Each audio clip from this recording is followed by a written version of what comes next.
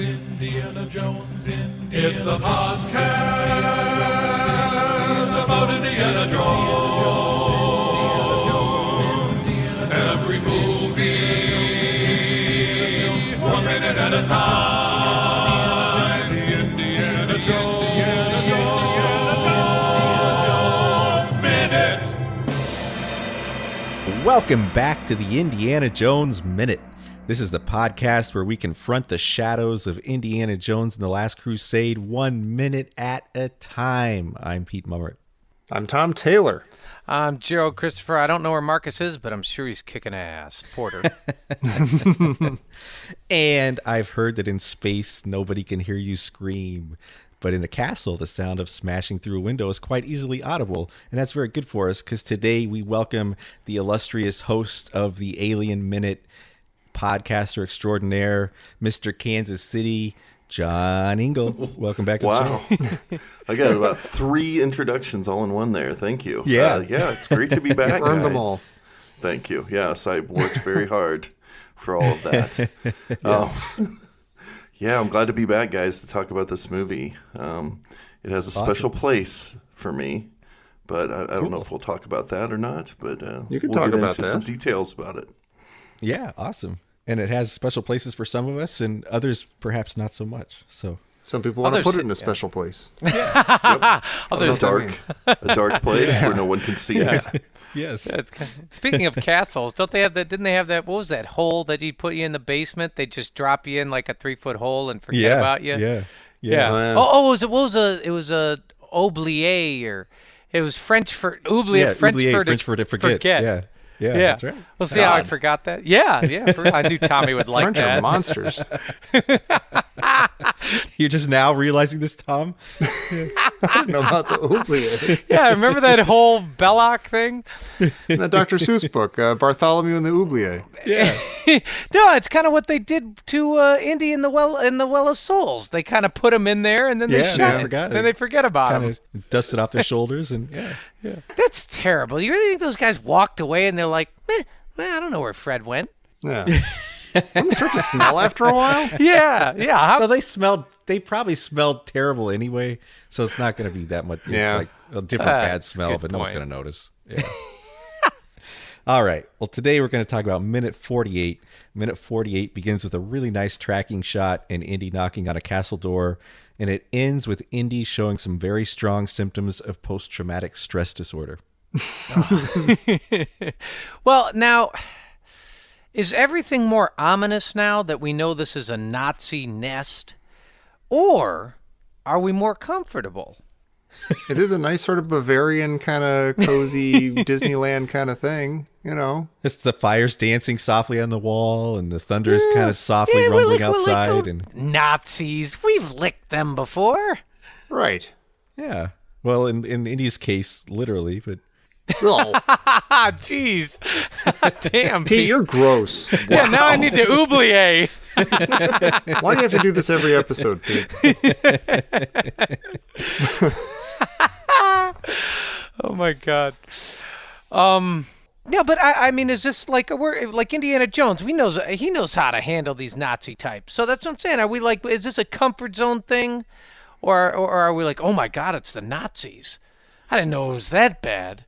yeah, does he walk in here and he's like, oh, I've done this is no problem. I got this. Yeah. Or is he like, oh man, more Nazis? I barely got out of the last one. It's like Han Solo on a Death Star full of stormtroopers. Is that part of the problem with this movie, though? That, we've seen the Nazis before. We know that this is this film is intended to be a hearkening back to Raiders of the Lost Ark. So we're going to go, it's Nazis again. But these Nazis aren't nearly as menacing, I don't think, as the Nazis from Raiders of the Lost Ark. You would think they would up the ante a little bit and raise the stakes with some bigger baddies here. But I don't even know who that Nazi general guy is, the blonde guy. I don't know. He's definitely not Tote. Yeah. He's supposed to be the Tote, right? But he's not. Yeah. I would guess so, yeah. I don't know. I should have given him a mechanical arm. Yes. Oh, absolutely. That would have been great. Out of tone, I guess, probably for this movie, unfortunately. If they would have done more mechanical arms and things in this story, this movie might have some more teeth to it. That would have worked better in this Yeah. one than Raiders, yeah. Yeah, Yeah. Make the crazy movie. The third movie's supposed to be a bad movie, right? Like Yeah, typically, it in your like Yeah. spaghetti western trilogies and your, I mean, I think even Robert Rodriguez did do a mechanical arm, didn't he, for Johnny Depp in the third Once Upon a Time in Mexico or whatever? Oh, yeah. The third mariachi movie or what? So you think about it, up the ante. The further down the line in a sequence of movies you go crazier. But this movie actually softens the trilogy. It's strange, but it has its merits. I'm not saying it's a bad movie or anything like that. I don't think it's a bad movie. But bringing up the Nazis makes me think, they kind of defanged them a little bit in this movie. I feel like. Well, that's ironic too, because they're eventually going to meet like the biggest, baddest Nazi of them all, and it still feels very kind of toothless. Yeah, for good reason, yeah. They meet the biggest Nazi of all, and he does Indy a favor. He like signs Right. the book for him, so it's not even like Ruffles his hair and sends him on his way. hey, you old scamp. You rapscallion, yeah. What is Indy?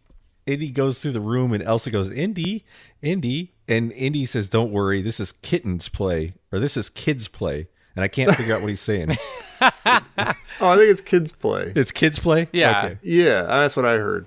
Am I a jerk if I'm not a fan of this line? I know the answer to that. The answer is no. No, Tom, yeah. that's not the reason you're a jerk. Come on. There's so many other reasons. Exactly. I don't need to pile on with it. This line strikes me as okay, we were talking before about when he and Elsa are having their argument and he's like, knock it off, you like the way I do things or whatever. Like, I don't want to hear the guy who I think is cool acknowledge that he is aware that he's cool. Mm-hmm. That falls flat. It's like a Han Solo on Endor. Hey, it's me. It's like, wait a minute. Oh, so you know that you're Han Solo and you know that that's like your thing? That makes it seem really less cool. I don't like that. I'm with you there. Yeah. Like, I want him to be on that ledge like, oh, I might be about to die. Goodbye, Elsa. But I got to go save my dad. Like, this might go badly. I don't want that to be kids' play for him. It's funny though, because he looks like Han Solo when he stands on that ledge and he kind of lifts his arms up to do the whip, and his jacket kind of rides up, and it looks kind of like the short vest or the short jacket he likes to wear. Oh, yeah. Like you see the white shirt underneath. Yeah. Looks just like Lando. He's just showing off for Elsa here, right? Yeah, that's a good point. Yeah. Is that what he's doing? He's just flexing his biceps in his own little archaeologist guy way. Yeah. His little field worm way. Watch this. I have a bullwhip. Yeah, he's impressing the girl, but is he also like sort of like he's not in the room with his dad yet, but he's kind of like, I'm going to pump up my Indiana Jones-ishness because my dad's going to be seeing me in a second. But there's a weird thing. There's a weird little interlude between impressing Elsa and impressing his dad, and he that's because he whips his way over to this gargoyle that's on the other side of the courtyard of the castle, and the gargoyle is a series of snakes. Like one of them, one looks like the crazy Dianoga python from the beginning in the train car. Oh yeah, and it's interesting that they don't at all call that out, and you have to pause to look at it. You're like, oh, that's a whole bunch of snakes, and Indy doesn't make any reaction, and they don't have any bearing on his thing. I thought that was an interesting directorial choice. Well, what do you think the reaction would he jump up and down on them like they're hot coals or something? Like, oh my God, snakes! See, I thought that whole it's kids play thing may have been referencing the Temple of Doom. Because he pulls out a whip and kids. Yeah, I'm gonna go whip some kids. Yeah, I'm gonna go whip some kids. Yeah, you're into that. You're a Nazi. I'm gonna use this whip, like you do on kids. Yeah. Yeah. What else would you use a whip for? I like the line, sort of. I don't exactly like the line itself, like the words as they read, but I like the moment because to me, this Indy's a little different, right? Mm-hmm. We get a different Indy for each movie. So this one, I think he's, instead of being the cool guy from Raiders, he's kind of the stumbly and maybe a little hubristic guy, right? Like, so he's like you said, he's trying to impress her. She's a different type of female character for Indiana Jones. So I think that she might be a little bit intimidating to him in that she is his peer and maybe a little bit more together in a way that he's not familiar with, especially after the last movie. Couldn't be more different. Yeah. So to me, I like that he's a bit hubristic here, and he's a little bit of a show off. And just like, you mentioned Return of the Jedi, when Han says, it's me, Luke and Leia roll their eyes. They're not like, oh yeah, cool Han. They're actually they're like, what? Yeah. And that's exactly what she does, especially considering she's a Nazi, and she's like, oh my god, what a jerk. And like he whips himself away, and she says, I'm gonna go get my pals. I'll be right back. So to me, I like it. It's what we like about Indiana Jones is that he's kind of a screw up, right? Like he fumbles into situations. He gets himself in trouble. He's making up as he goes and so on. So this is just a different way of showing him kind of be a screw up. It's a different angle on it. So I think that makes it fresh. Now I don't really like kids play and it is kids play, not kittens play. Pete, sorry, but I don't particularly like the line. But there's other lines coming up that we can talk about. Like sometimes the scenes play better than the lines do, on paper, if you know what I mean. So I don't know, but I like this characterization of Indy. But I feel like we don't need to see Indiana Jones try. Is he trying too hard? Is that what this is? That's what I mean, though. That's what I like. I like that he's trying too hard. You like that? Different angle. You like that he's trying too hard? I don't think that makes him cool. I don't think it makes him like.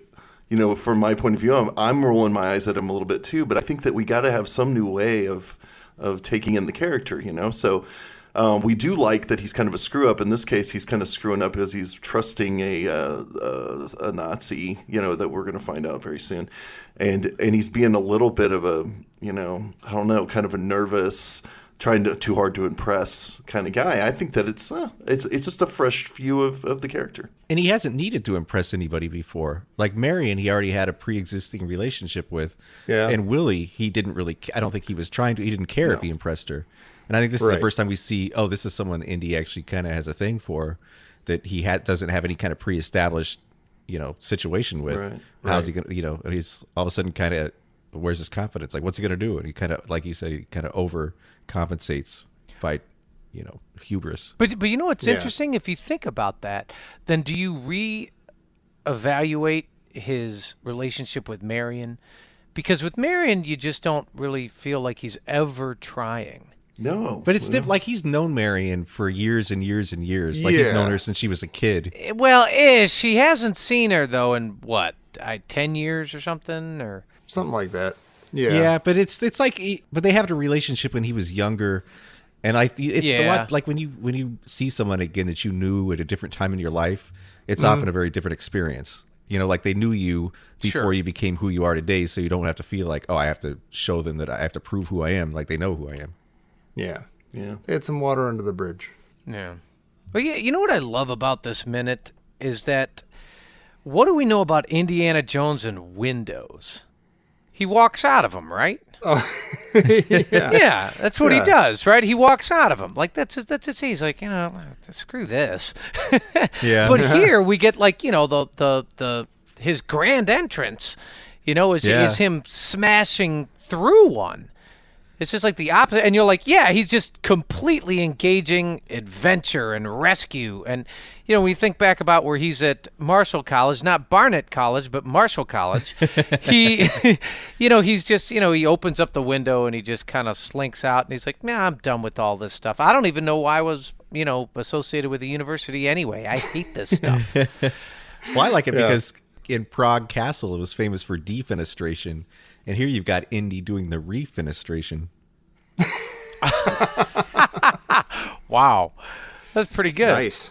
Pete, you're always going to the well too many times with that refenestration stuff.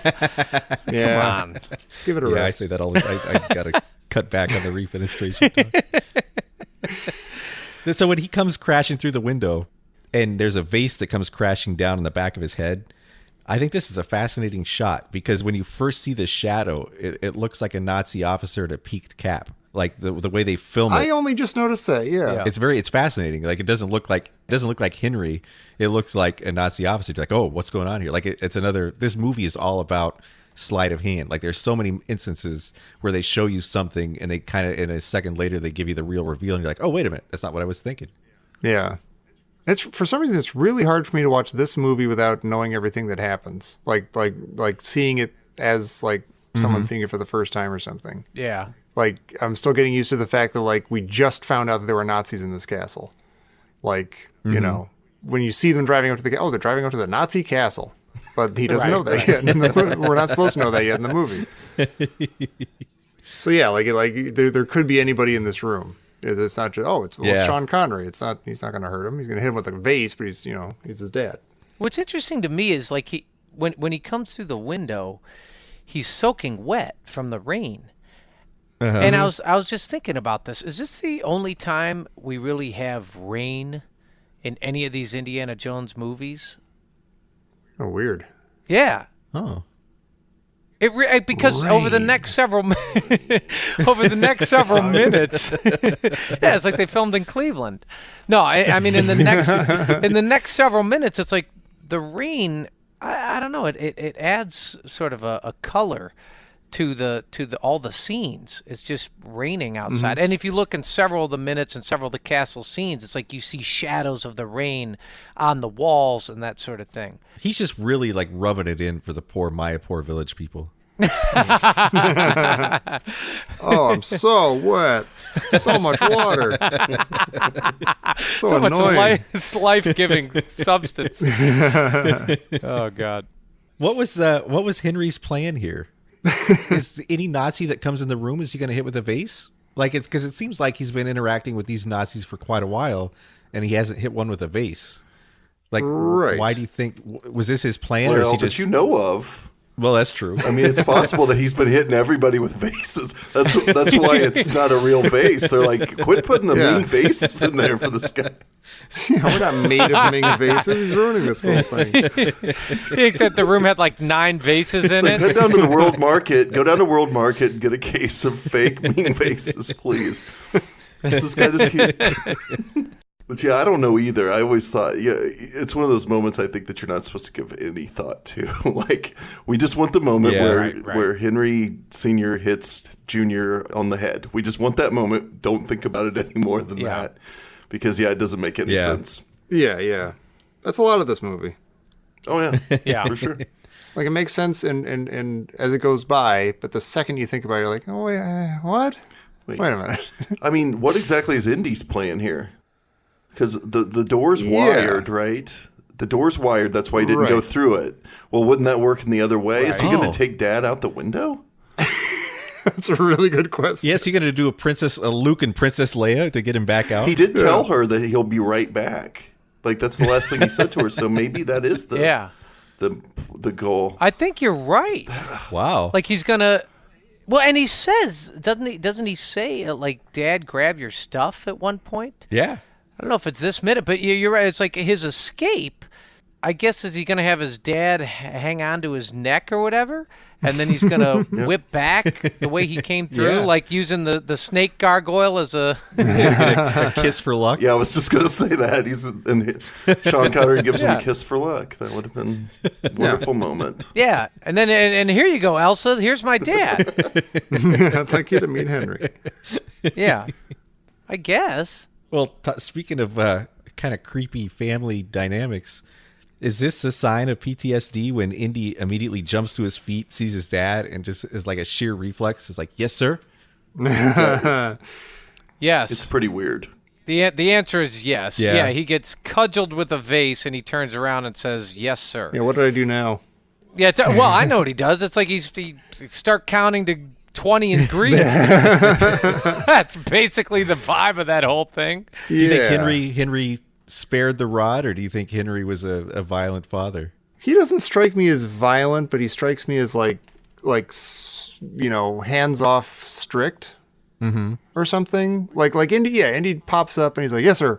He knows he got in trouble a lot, and his dad was strict with him, but I don't think he ever beat him up or hit him or anything. Like, I think he'd just be like, well, Junior, I'm not going to love you for the next day and a half or something. Yeah. I'm not going to talk to you. Or, I mean, what would you do to punish or ground Indiana Jones? You'd be like, listen, There's no more going to the historical society. Aw, and for the Dad. rest of the semester, what do you? I'm taking away your bullwhip. Yeah, get rid of that old man's clothes that you for some reason are wearing. And just- Yeah. Filthy hat. Oh, that made me sad. Listen, I don't know who you think you are. Get rid of that old man's clothes. You're wearing. I don't know. How would you ground him? I mean, I guess his punishment is count to 20 in Greek. Any number of languages, I guess. He can count to 20 Yeah. in every language from his punishment. I don't know, but in those days, corporal punishment was really common and not considered to be out of bounds in any way. Yeah. So I don't Yeah. know. Yeah. Like my grandfather, for instance, when he was a teenager, he wrecked my great-grandfather's Model T, Uh-oh. right? Uh-oh. And he was so afraid of the punishment that he left for California and didn't come back for 3 years. Oh my God. And my grandfather was born in 1912, I think. Yes, 1912. So imagine 1912. You know, Yeah. if it's even more behind the times. I don't know. I mean, I think it's a different age. You know, it's probably easy to guess that if there was anybody who didn't hit their kid, it would probably be Henry Jones Jr. Yeah. Or Senior, Yeah. excuse Yeah. me. But then again, it was probably so commonplace. I don't know. It's tough. It's a tough one. But I don't know what would make you snap to like this, like Yeah. you said, PTSD style. Like, Like the Yeah. Von Trapp family. He's like Christopher Plummer's blowing his whistle and Indy snaps to attention. Yeah, yeah. exactly. But I like that. Now I'm suddenly wondering, did Indy run away shortly after the counting to Greek to counting in 20 Oh, to Greek? weird. Well, I mean, watch the show. He was all over the place. I mean, he had to go meet Teddy Roosevelt, the next year somewhere somehow. What the hell was that show? What was that show It weird? was crazy. It was every week he meets a new historic figure How are we supposed to take that? It's super weird. as legend. Yeah. It's legends Yeah. now. It's not canon Does anymore. it take place after the train ride or before? I guess it's after, right? If he's got the whip and hat. And But is he like a little kid in some of the episodes? Aren't there like two versions of the show or something? Yeah, some of them he travels with dad. There's multiple kids. Sometimes he's a little kid and he's boy. traveling with his dad. And then other times he's what's his name, Sean Patrick Flannery. Yeah. That's the actor's name, right? And so. older, and then even older in other episodes. It's kind of all over the boy. place. Wait a minute. What are we talking about? The young Indiana Jones. Oh, it's like all I heard, like Indiana Jones and like Teddy Roosevelt or whatever. I just. Yeah, he goes rough riding with Teddy Roosevelt in one Oh, episode. come I'm pretty sure. on. God, this is more Nancy Drew nonsense. It's more Gump than Forrest Gump, man. Believe me, he's Stop everywhere. it. I feel bad. There are a lot of people who keep saying like, "Oh, you should do as a bonus thing. You should do the Indiana Jones Chronicle." I'm like, I'm trying to have a nice time. I'm trying to have fun. I don't want to do that. I've genuinely never seen it, so I have no idea if I'm missing anything or not. I've seen a couple of them, but God, it's just a TV show. They're hard to watch. I think Okay. they're hard to watch. I like there's that one with Harrison Ford. It's like the framing device with Harrison Ford and like he's got a beard, and that's And that's fine. the jazz one, right? Yeah. Yeah. He meets a famous jazz musician. Something like that, yeah. Indiana Jones and the Golden Ellington. Right. It really was about a saxophone of some value or something. What? No, I remember. Yeah. Yeah. Oh. Speaking of old men and fathers, and John, how did you come across this movie the first time? Like, what was your experience? Oh, I just happened across it. I was just walking on past the old theater and said, "What's this here picture show?" No, this was like Indiana the most Jones, eh? exciting, the most exciting thing. I mean, there were this and Batman that summer, right? Were the Yeah. the big. I was just so pumped up for. But this I had a little background with because I was raised pretty strict, and I was not allowed to see Raiders of the Lost Ark. I was not allowed to go to the theater to see Temple of Doom. Right, so these were like forbidden movies for years. They were like my holy grail of movies, you might say.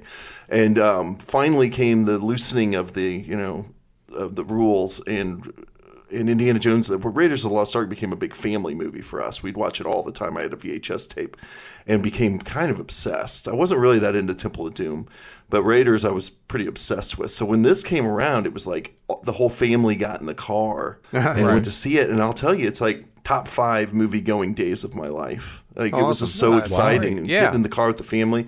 Went to eat Mexican food at our favorite Mexican restaurant and all these things, and then went and saw the movie. And it was just like, to me, it was a perfect movie. At what, 14 years old, I think I was at the time. Yeah. And buying it on VHS. And this is definitely my mom's Indiana Jones movie, right? So if you ask my mom which one she likes, this one by far. There's no faces melting, or, well, there's one. Kind of.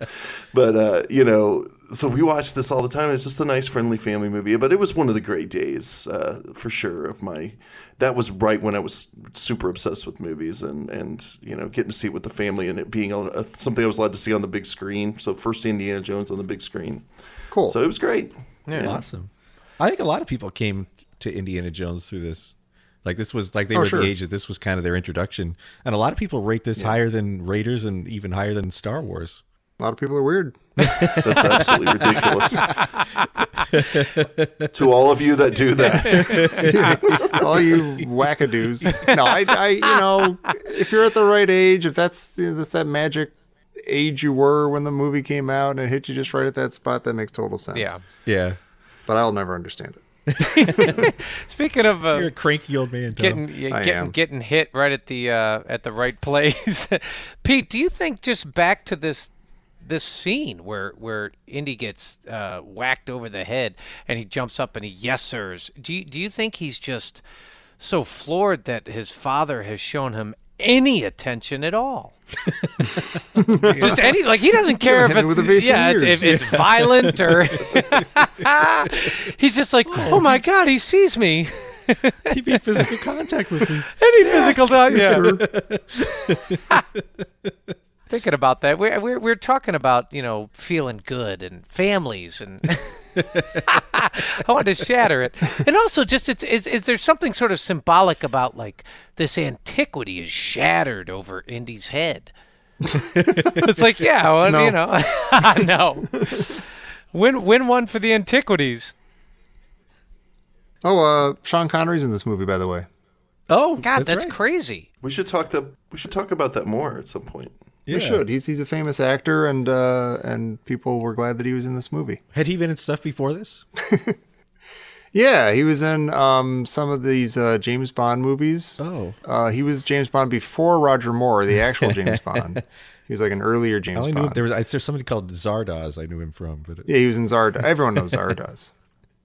We had the Zardoz lunchboxes, the Zardoz Happy Meals, Zardoz now, T-shirts. If you guys just imagine it's like, 9:45 at night, you're in your bed, maybe it's a Sunday night, and you just hear something about this new Indiana Jones movie. For you, Pete, it's 7:30, and right after bath time.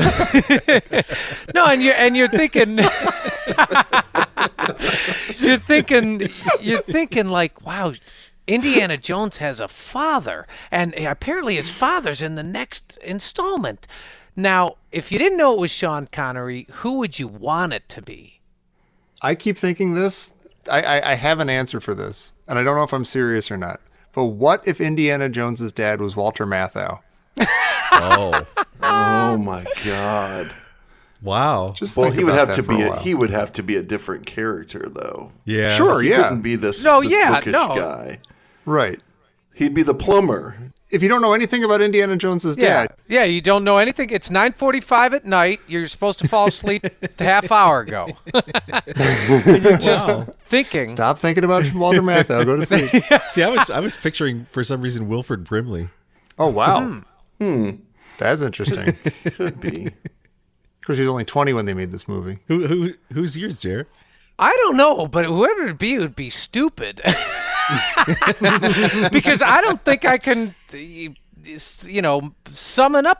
conjure up some answer. Yeah. Lauren Green might be a good one. Who? Lauren Green. Oh my God, that's a great one. Was he still alive? I mean, he died. That's a good question. Lauren Green. I like that. Lauren Green would have been all right. He's got the gravitas to pull it off. It's fun when you Yes. don't know that who Indiana Jones's dad is. Like, he could be anybody. We were saying this Yeah. at the very beginning. He doesn't have to be a professor. He could be, like you said, John, a plumber. He could be like a baseball player. He could be an astronaut. He could be whatever. He could be a school teacher. But he could picture like Peter Falk being his dad, or he could Yeah. picture like, I don't know.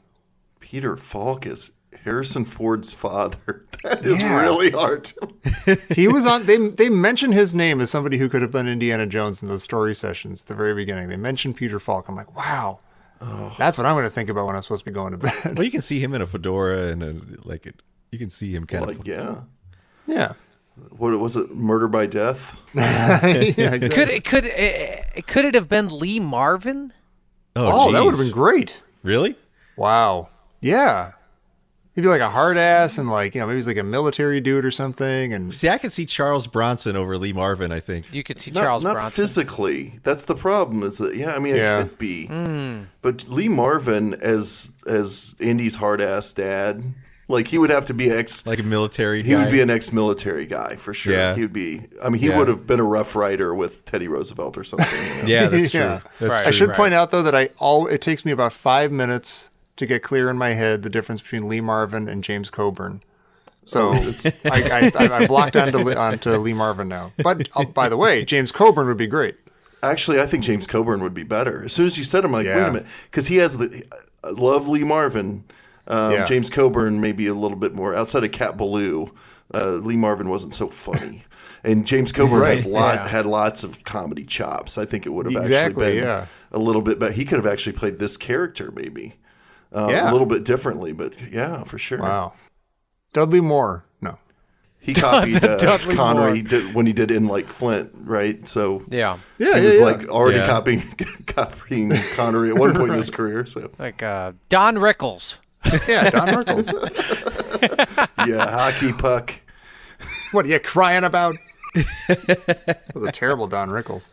I don't know No, what it's that was. great. Okay, thank you. Rodney Dangerfield. Done. Oh. What about like a wimpy guy, like a Tony Perkins kind of guy? Not a big weird. tough guy. Oh, yeah, he could be like this nebbishy kind of Yeah. nervous, weird nerd. Like he wears a cardigan and Yeah. Well, see, what's interesting is at 9:45 and 7:30 at night, we're actually thinking about these guys who are tough badasses. Right. And that's why it's like with Sean Connery, you're like, huh. I mean, he's smooth. He's tough. Oh yeah. Yeah, but you're like he's not like Lee Marvin or Charles Bronson tough. I don't know. It's not like I've- that. I heard somebody told Brindley that tough. story. Who's the? I can't remember who it was. It's another famous person who told the story of Connery like taking out 4 guys in a pub by himself one time over almost nothing. Like apparently he was a real Oh, tough wow. guy. Actually, Wow.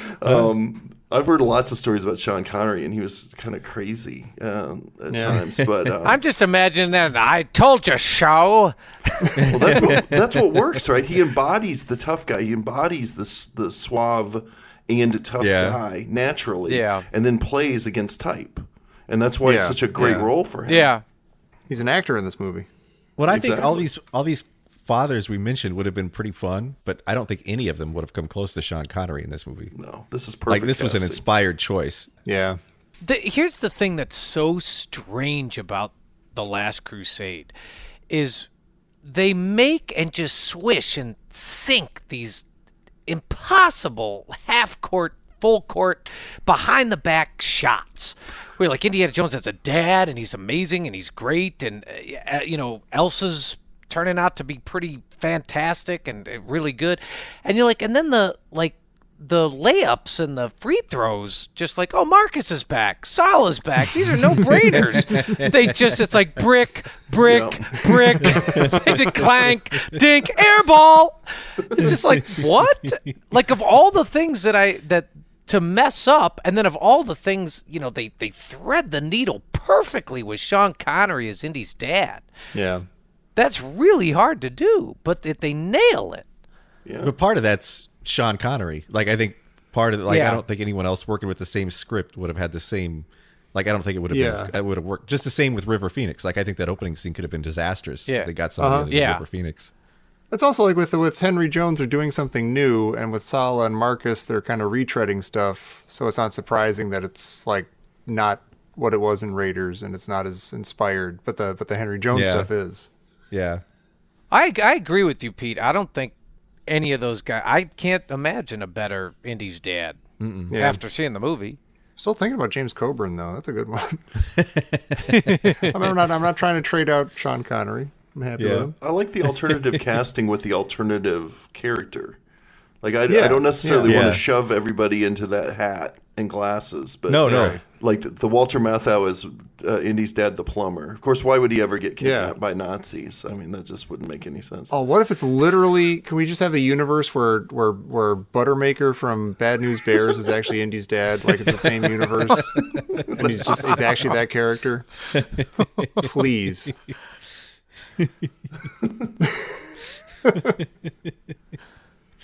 Well, on that note, I can't imagine there's anything else that anyone has to say about this one. Yeah, on Buttermaker. Yeah.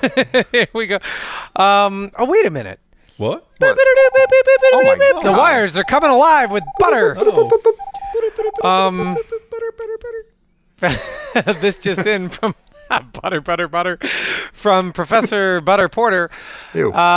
Did anyone else notice that Elsa is wearing the opposite outfit of Marion? It's a rigid, angular black and white ensemble as opposed to Marion's "I'm your new damn partner" palazzo pants. It's a good point. That is a good point. That is a good point. Is it? No, Elsa is she's very sort of buttoned up, black and white, put together-ish, as opposed to the flowing hippie hula hoop, gems and beads. You know, I make a yurt out of hemp. Marion. Well, thank you, Christy Porter, for that. And He means it too. yeah, I mean that sincerely. What I really do mean sincerely, John, you're working on some cool stuff. I just did a show with you recently. Pete the Retailer and I recorded a show with you about the sort of the Disneyfication of the franchises we talk about. Indiana Jones, Star Wars, and Alien. Yeah, we did, and now suddenly Alien might not be Disneyfied after all. It looks like there's a competitive bid coming in for 20th Century Fox, but we'll see. Wow. But maybe by the time this, people hear this, there'll be news. I don't know. But yeah, we talked about that over on my Patreon page, which is patreon.com/offkilterpod. It's the Off Kilter Compositions podcast, where I'm just sort of taking what I learned on the Alien Minute podcast and doing more general cinematic discussion.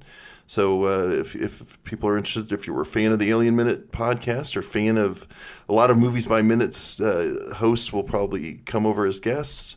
Come over there and check us out if you feel so inclined. Yeah, definitely check that out. And maybe while you're there, type good old Indiana Jones Minute into the search bar of Patreon and see what pops up.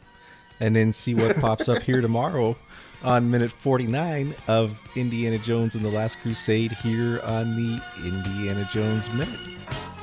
Felix. Oh, gee. That was good.